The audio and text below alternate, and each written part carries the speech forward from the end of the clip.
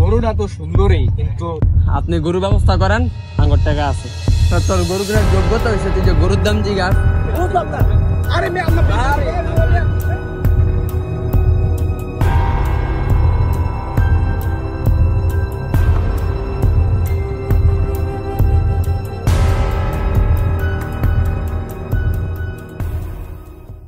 বস, আপনার লাগে এই গরুটা দেখছি, দেখেন তো চলবো নাকি? গরুটা তো সুন্দরই, কিন্তু একটা স্ট্যাটাসের ব্যাপার আছে না। এত ছোট গরু কিনলে মানুষ কি করবো? আমি এত প্রভাবশালী একটা মানুষ, অন্য জায়গায় দেখি আসতে। মানসুর, মনে করো আমি এলাকার একটা প্রভাবশালী মানুষ, এখন আমি যে 4 লাখ টাকা দিয়ে গরুটা কিনলাম, আমার সবাই জানাইতে হইব তো। ঠিক আছে, বুঝো নাই? এলাকার মধ্যে খালি ডাক পারবা, জিকির করবা যে আমি 4 লাখ টাকা দিয়ে গরু কিনছি, কইবা আমার বসে 4 লাখ টাকা দিয়ে গরু কিনছি, যারে দেখা হইব। মনে করো যারে দেখা হয়েছে, তুমি কইবা যে আমার বসে 4 লাখ টাকা দিয়ে গরু কিনছে, যেটা এলাকার মধ্যে এর আগে কেউ কিনে নাই। ঠিক আছে, বুঝো নাই? কা এরকম একটা রেকর্ড করে দিছি এলাকার মধ্যে, 4 লাখ টাকা দিয়ে গরুটা কিনছি। মনে করো আমি তো আর এটা লুকায় রাখবো না, হ্যাঁ সবাই জানাইতে হবে বিষয়টা যে আমি 4 লাখ টাকা দিয়ে গরুটা কিনছি। ঠিক আছে, আপনি চিন্তা করবেন না। ঠিক আছে, দরকার পড়লে ক্লাসিক মাইক ভাড়া করে আমি সবাই জানাই দিব, আপনি চিন্তা করবেন না এই সব বিষয়ে। আচ্ছা ঠিক আছে, এরকমই যাতে হয়। ঠিক আছে, ঠিক আছে। আচ্ছা 4 লাখ দিয়া কত? 4 লাখ। গরু কত? 4 লাখ। কত দিয়া? 4 লাখ। গরু কত? 4 লাখ। কত দিয়া কিনছি? 4 লাখ। আর একটু জোরে কমিয়া ভাই 4 লাখ ভাই, শুনতেছে তো সবাই, শুনতেছে। আর একটু জোরে কও তুমি, নাইলে সবাই শুনতে হইব তো, আমার তো সবাই জানাইতে হইব বিষয়টা। আমি 4 লাখ চিন্তা করেন না, আমি দরকার পড়লে ক্লাসিক মাইক দিয়ে সবাই জানাই দিব। আচ্ছা, আবার গরু কত? 4 লাখ। গরু কত? 4 লাখ। এই শোনো, কুরবানির আরো 1 সপ্তাহ বাকি আছে, তুমি প্রতিদিন সকালে গরুটা এনে বাইন্দা রাখবা, আর মানুষে খালি দাম বলবা কত দিয়ে কিনছি। বুঝো নাই? সবাই জানাইতে হইব আমি গরুটা এত দাম দিয়ে কিনছি। ঠিক আছে বস। আচ্ছা ঠিক আছে, তো গরুটার প্রতিদিন এইগুলা খাওয়াইতে হইব। গরু কত দিয়ে কিনছেন? সেই না কেটা আইসে গরুর দাম জিগাইছে। হ্যাঁ বেটা, তোর গরু কেনার যোগ্যতা হয়েছে, তুই যে গরুর দাম জিজ্ঞাস। বেটা তো করে ঈদের দিন 2-3টা মাংস দেয়, হে আনি সুখে যাক। গরুর দাম জিগে তাই বেটা, যা মুরগি জবাই দেশ। করে 2-3টা মাংস দে, এটাই কত? আর এরা এসে দাম জিগে। বস শুক্রিয়া নাই, কারে কি দেন? ও কি আর কমু, এরা পায় না মুরগি কিনতে, গরুর দাম জিগে। ছোট লোক, ছোট লোক। ছোট লোক। ওই মামা 6 লাখ টাকা দিয়ে গরু কিনছি রে। হ্যাঁ 6 লাখ টাকা। সেই বড় বাড়ির সবাই জানাইস, কয়ে দিস 6 লাখ টাকা দিয়ে গরু কিনছি। উস্তাদ আপনি তো পিছে পড়ে গেলেন। তুই যেমনি হোক ওর থেকে দামি একটা গরুর ব্যবস্থা কর। উস্তাদ একটা আছে রাজা বাবু, এলাকার সবচেয়ে দামি। ওটা আপনার লাগে দেখছি, চলেন ওটাই কিনুন। আচ্ছা ঠিক আছে, চলো। না শেষ, ঠিক আছে।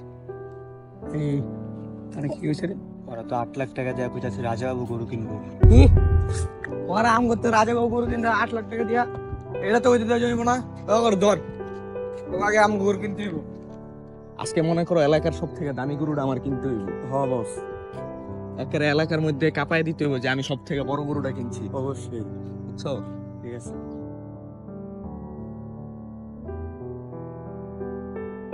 আসসালামু আলাইকুম। ওয়ালাইকুম সালাম।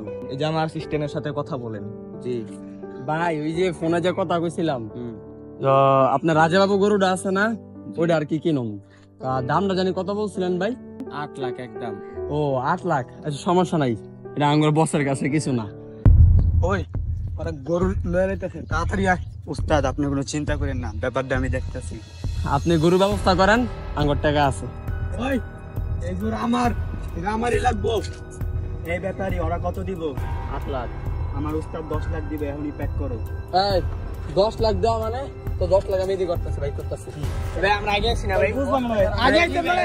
আপনি গরু কিনছেন না, গরু আপনি বুঝলাম না।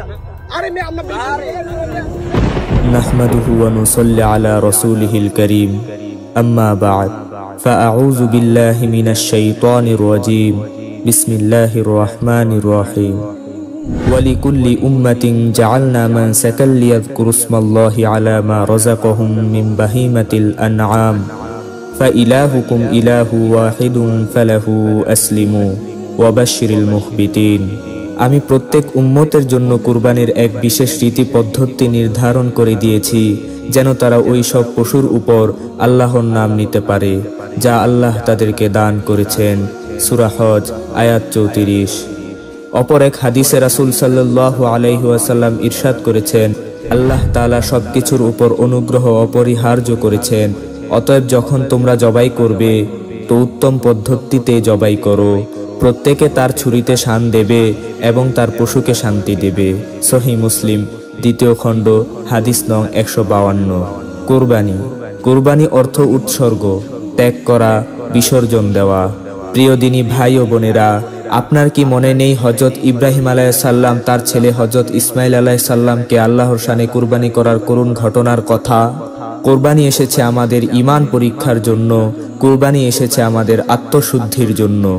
আজ আমরা কুরবানিকে নিজেদের অহংকার বানিয়ে নিয়েছি।